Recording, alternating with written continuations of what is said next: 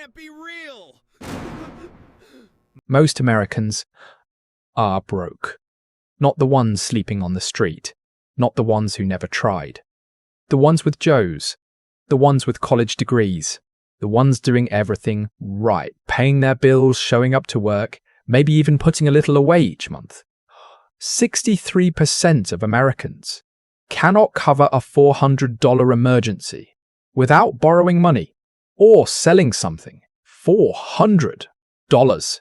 That's not a financial crisis, that's a Tuesday. And by the end of this video, you are going to understand exactly why that's happening. And it has almost nothing to do with how hard you work or how much you make. Because the real reason most Americans are broke is not a spending problem. It's a system problem. And the system was designed this way, on purpose. Stay with me, because what I'm about to show you is the thing nobody taught you in school. And once you see it, you can't unsee it. Before we get into it, I want to plant something in your brain right now that we'll come back to at the very end. There is one number that tells you more about your financial future than your salary, your savings account, or your credit score combined. Most people have never calculated it. We'll get there. Keep watching. Part 1. The trap was built before you arrived. You are 22 years old. You just graduated. You did what everyone told you to do. Went to school, got the degree, got the job. First paycheck hits. It's beautiful. You feel rich. And then, you see the number after taxes. Federal tax, state tax, Social Security, Medicare, health insurance premium. Maybe a 401k contribution if your employer pushed you to sign up on day one. You went from feeling wealthy to wondering if you can afford groceries in the same afternoon. Here's what nobody told you. You were handed a financial life that was already structured to consume most of what you earn. Before you made a single decision. Before you bought anything. Before you chose anything. The average American spends roughly 30% of their gross income on taxes and deductions before they see a dollar.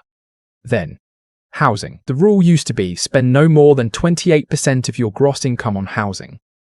In most American cities right now, you'd need to spend closer to 45% just to have a roof.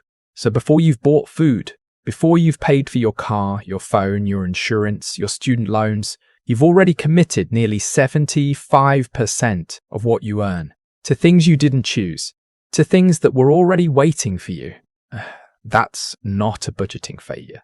That's structural. And here's the part that makes me genuinely angry. Nobody tells you this when you're young. They just hand you a debit card and say, be responsible. Part 2. The income illusion. Now, here's where it gets interesting. And this is the part that surprises people most when they first hear it. Most people believe the problem is that they don't earn enough. If I just made more money, everything would be fine. Right? Wrong. Studies, actual research from Harvard, show that lifestyle inflation tracks income almost perfectly in the middle class, which means every time you get a raise, your spending goes up by almost the same amount. You get a $5,000 raise. You upgrade the apartment. You get a nicer car. You eat out a little more. You book the vacation you've been putting off. And 12 months later, you're just as tight as you were before. This isn't weakness. This is psychology.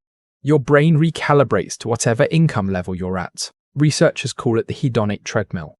You run faster, but you stay in the same place. Here's the proof. A study of lottery winners, people who received life-changing windfalls, found that within 5 years, the majority had returned to their previous biasley of financial stress. More money, same anxiety, different problems. So income is not the answer, at least not alone. And here's where it gets uncomfortable, because the next trap is one that Americans are specifically, culturally conditioned to walk right into. Part 3. The car. The single most expensive financial mistake most Americans make. I want you to think about this number. The average new car payment in America right now is $735 a month. $735.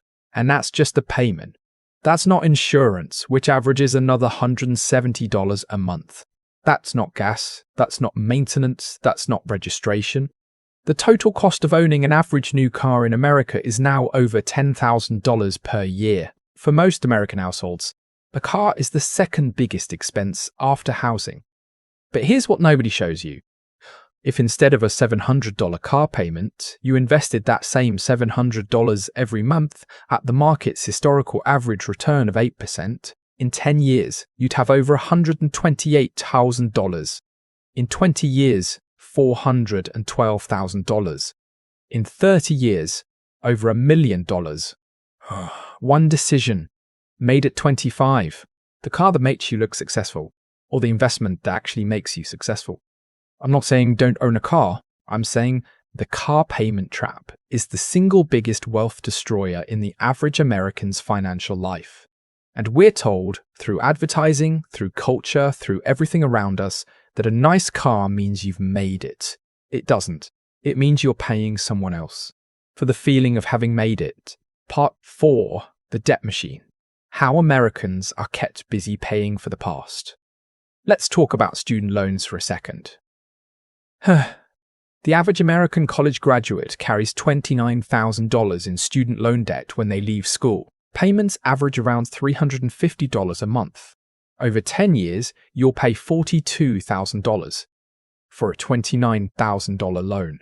Because of interest, you're paying for a decade for something you consumed in 4 years, in your early 20s, before you even knew what you wanted to do with your life. And while you're paying that, you're also carrying credit card debt. The average American household carries over $10,000 in credit card balances, at an average interest rate of 22%. Here's what 22% actually means. If you have $10,000 in credit card debt and you pay only the minimum, it will take you over 20 years to pay it off, and you'll pay more than $12,000 in interest alone.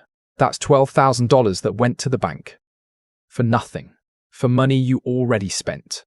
Now add the car, add the student loans, add housing. The average American in their 30s is spending between 15 and 20% of their entire income just servicing debt, just paying for the past, not building anything, not investing, not moving forward, running on a treadmill, moving fast, going nowhere. And here's what makes this even harder, and I want to be honest with you about this, because the next thing I'm going to say is not talked about enough. Part 5. Nobody taught you this. And that was not an accident. There is a reason. Personal finance is not taught in most American schools. Not because it's too complicated. Not because teachers don't have time. Because a financially literate population is, for certain industries, a less profitable population. Think about it. If everyone understood compound interest at age 18, the payday loan industry would not exist. It does $40 billion a year in the United States. If everyone understood what a car payment actually costs over a lifetime, the dealership financing model would collapse overnight. If everyone understood how minimum payments on credit cards work, the credit card industry would lose billions in interest revenue annually. The average American is not broke because they're lazy. Not because they're irresponsible. Not because they don't want to be wealthy. They're broke because they were never taught the rules of a game. They were told to play from the day they turned 18. And that right there is the thing I want you to sit with for a moment. Because it changes everything about how you look at your own financial situation. It's not your fault that you didn't know, but now you do. And knowing is where everything changes. Part 6. What actually breaks the cycle? All right? I'm not going to leave you with the problem and no path forward. That would be cruel. Here's what the research and the people who actually break out of this cycle actually do. It's not complicated, but it requires you to go against almost everything the culture around you is selling. Step 1, and this one is foundational. You need to understand your real hourly wage. Not what your employer pays you, what you actually take home per hour of your life that you spend working. Take your annual salary. Subtract taxes, commuting costs, work clothes, work lunches, stress-related spending, everything that only exists because of your job. Divide by the actual hours your job costs you, not just the hours you're at your desk, but the commute, the decompression time, the Sunday anxiety. For most people, that number is shockingly lower than they thought. And once you know your real hourly wage, every purchase becomes a different question, not, can I afford this? But how many hours of my life is this actually worth? A $500 weekend trip. At $15 real hourly wage, that's 33 hours of your life. Is it worth it? Maybe. But now you're making a conscious choice, not a default one. Step 2. And this is the hardest one culturally. Stop competing with the people around you. The research on this is brutal. People's spending is driven more by comparison with their immediate social circle than by almost any other factor. We spend to match, we spend to fit in, we spend to signal. And most of the people around us are also broke and doing exactly the same thing. The people actually building wealth, you usually can't tell by looking at them. Step 3. And we've arrived at the number I promised you at the beginning. The one number that predicts your financial future. Remember at the start, I told you there was one number more predictive of your financial future than your salary, your savings account, or your credit score. That number is your save-ends rate, not how much you save, the percentage of your take-home income that you put away and do not touch. Here's why this number matters more than everything else. At a 10% savings rate, average retirement timeline is roughly 40 years. You work your whole life. At a 20% savings rate, it drops to 30 years. At a 50% savings rate, you can retire in 17 years. From any income level, this is the number the financial system, the advertising industry, the car companies, the banks, does not want you to think about. Because the higher your savings rate, the LAS money flows through the machine they've built around you. A high savings rate isn't about deprivation. It's about deciding, consciously, what percentage of your life belongs to you and what percentage you hand to everyone else. Most Americans save less than 5% of their income, which means less than 5% of their financial life is working for them. The rest is working for someone else. Here's the one thing I want you to walk away with today.